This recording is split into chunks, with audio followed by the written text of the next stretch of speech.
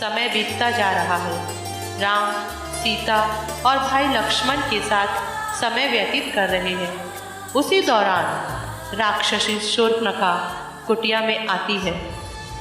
दोनों भाइयों को देख मोहित हो जाती है तथा राम के सामने विवाह का प्रस्ताव रखती है।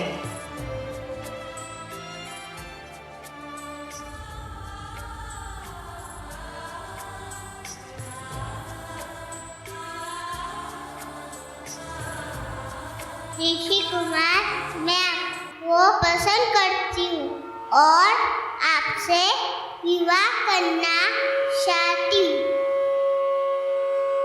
नहीं देवी, मुझे क्षमा करे, मैं विवाहित हूँ। वहाँ मेरा भाई लक्ष्मण है, उससे पूछ लो।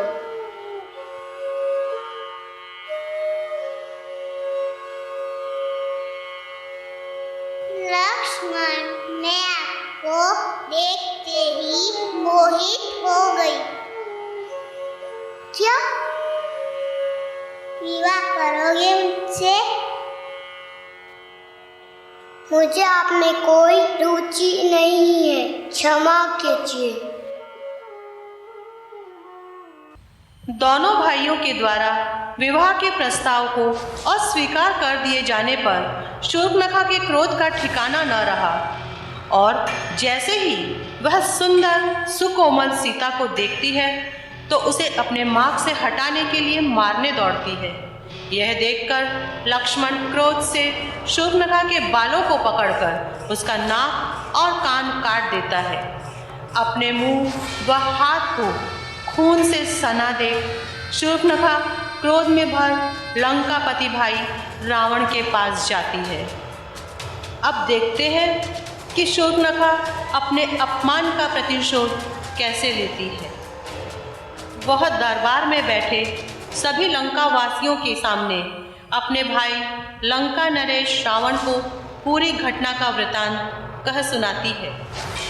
बहन की हालत देखकर रावण क्रोध से लाल हो तमतमा उठता है। वह उसके अपमान का बदला लेने की ठान लेता है और मामा मारीच को योजना का हिस्सा बनाता है।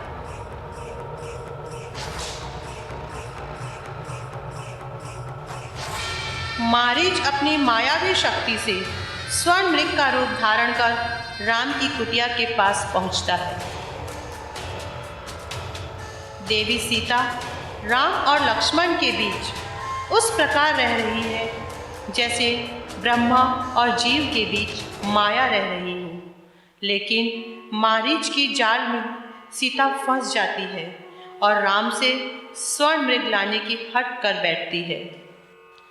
केवल ऐसा ही नहीं है कि कलयुग में ही पत्नियां अपने पति से जेवर आदि की मांग करती हैं और पति पत्नी के नाराज होने के डर से उसे पूरा भी करते हैं। अब देखिए ना, उस युग में भी सीता ने अपने पति से मांग की और वह भी स्वर्ण मृग की। राम चले अपनी पत्नी की हट को पूरा करने। हे स्वामी, वहाँ देखिए। ओहो, अति सुंदर। स्वामी, आप मुझे वो स्वर्ण मृग लाके दीजिए। सीते, तुम्हारी हट के आगे मैं विवश हूँ। मैं जा रहा हूँ स्वर्ण मृग लाने।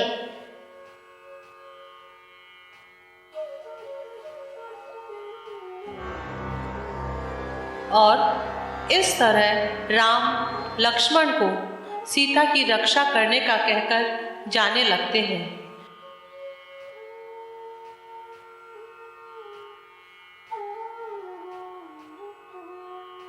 थोड़ी दूर में राम की आवाज सुनाई देती है।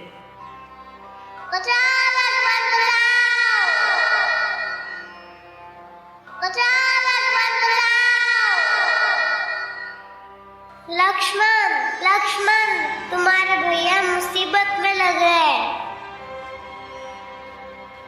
नहीं माते, भैया को कुछ नहीं हुआ होगा, आप निश्चिंत रहिए। पर लक्ष्मण, तुम्हारे भैया तुम्हें मदद के लिए पुकार रहे हैं। यदि उन्हें कुछ हुआ तो मैं तुम्हें क्षमा नहीं करूँगी। ठीक है, मैं जाता हूँ। ऐसा कहकर लक्ष्मण कुटिया के बाहर एक रेखा बनाते हैं और सीता से उसे पार न करने की कहकर चले जाते हैं।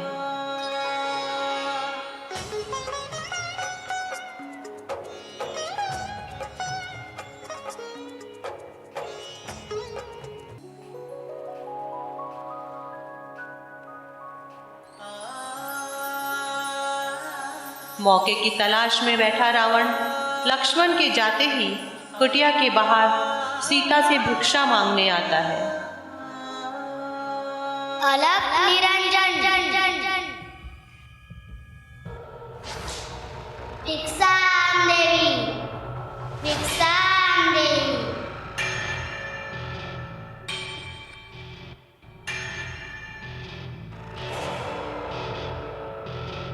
देवी, मैं बांधी हुई भिक्षा नहीं लेता। कृपा करके समाज से बाहर आकर भिक्षा दीजिए।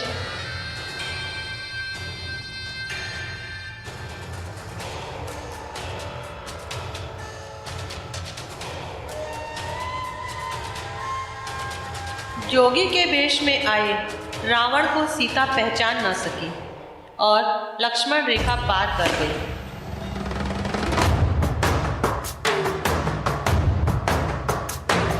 जटाकटाह संभ्रमः भ्रमन्निलिम्प निर्झरी विलोल वीचि वल्लरी विराजमान मूर्धनि। धगत् धगत् धगत् ज्वलल्ललाट पट्टपावके किशोर चन्द्रशेखरे रवि प्रतीक्षणं मम।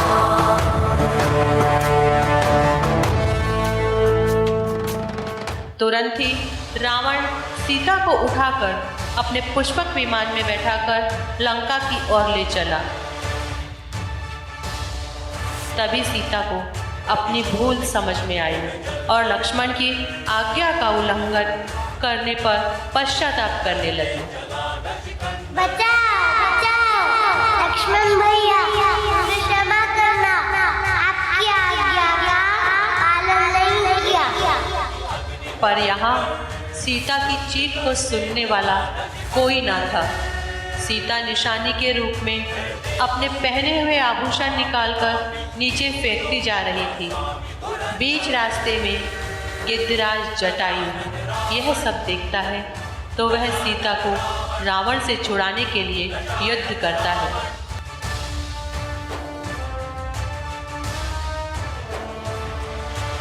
तभी रावण क्रोधवश तलवार निकालकर जटायु के पंख काट देता है। वहीं दूसरी ओर राम लक्ष्मण कुटिया में वापस आते हैं और सीता को वहां न पाकर किसी अनहोनी की आशंका से वन में ढूंढने निकल पड़ते हैं।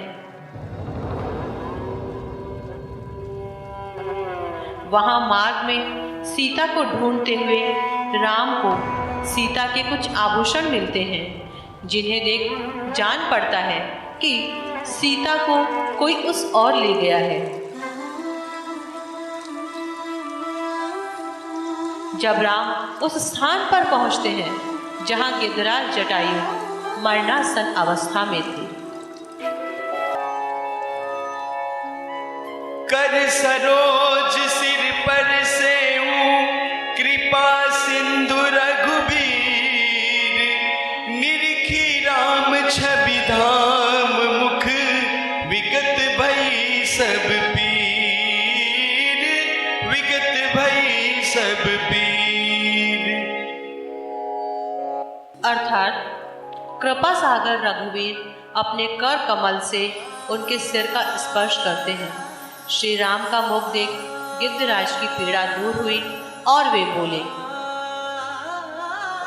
हे भय का नाश करने वाले श्री राम, रावण ने ही मेरी ये दशा की है। उसी दुष्ट ने माता सीता का हरण कर लिया है। हे गिरिराज, क्या ये सत्य है? हे प्रभु, रावण ही माता सीता को दक्षिण दिशा की ओर ले गया है। सीता जी अत्यंत विलाप कर रही थी। गिरिराज जटायु का अपने पिता की भांति एक पुत्र के रूप में अंतिम संस्कार करते हुए दोनों भाई सीता को खोजते हुए आगे बढ़ते हैं।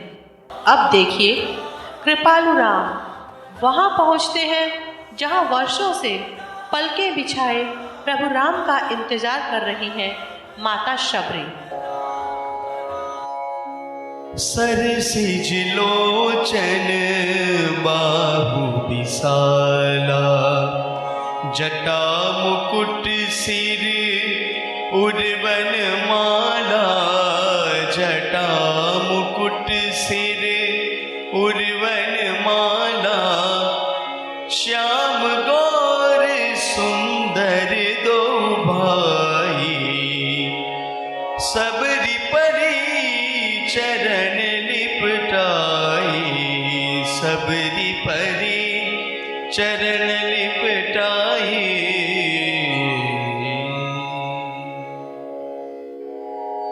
कमल के समान नेत्रों वाले, विशाल भुजाओं वाले, सिर पर जटाओं का मुकुट, हृदय पर वनमाला धारण किए हुए दोनों भाइयों के शबरी इस प्रकार लिपट पड़ती है और भाव विभोर बनी शबरी बार बार चरण कमलों में सिर नवा रही है।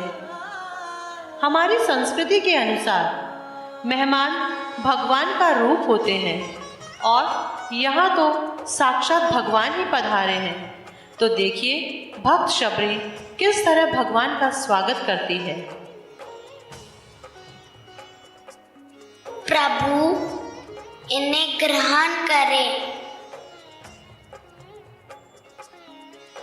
रुकिए प्रभु,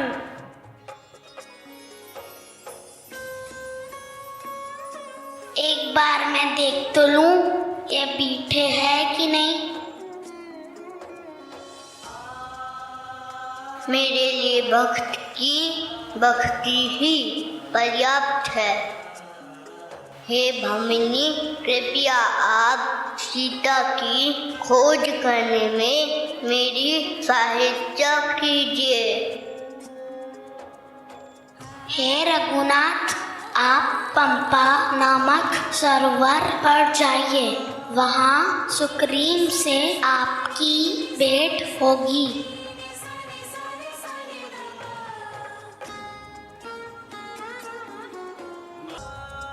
राम लक्ष्मण शबरी के कथना अनुसार पंपा सरोवर पर जाते हैं और वहाँ की प्राकृतिक व मनोरम छटा को देखते हैं। सुग्रीव को जब पता चलता है कि दो अजनबी तपस्वी के वेश में घुस आए हैं, तो हनुमान को उनका पता लगाने के लिए भेजते हैं।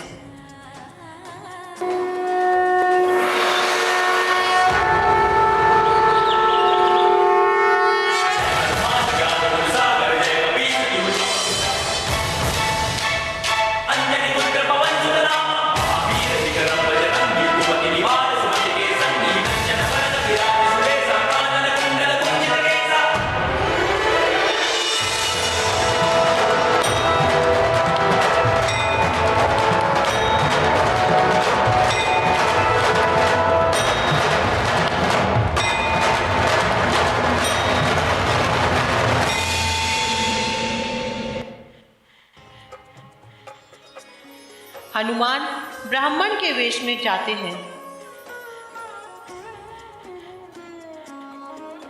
पर भक्त भला भगवान से कहाँ छुपे रह सकते हैं। राम हनुमान जी को गले लगाते हैं और अपना परिचय देते हैं।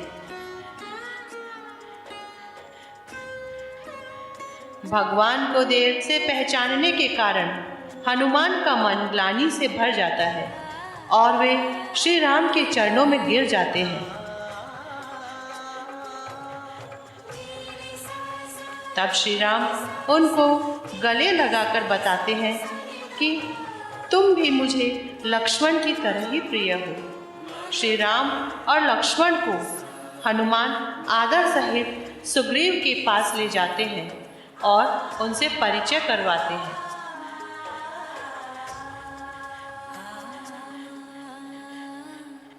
तब लक्ष्मण सुग्रीव से यहाँ आने का कारण भी बताते हैं।